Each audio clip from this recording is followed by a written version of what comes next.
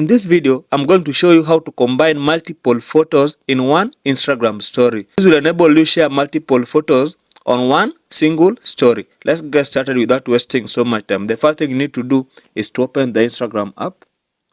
Now, click on the plus icon here at the bottom. Now click on story. This will automatically open the camera, but I'm blocking the camera so you don't see it, okay? Now, click on layout.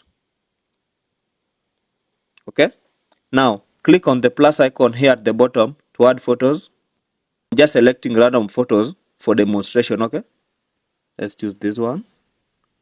Okay, let's add another photo. Let's choose that one. Let's add another photo once again.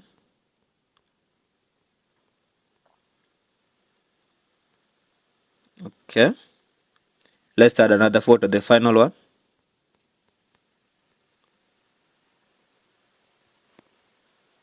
Now click the tick symbol. Okay, now click on the arrow button. Now click on share. With this, you'll be able to share multiple photos in one single Instagram story.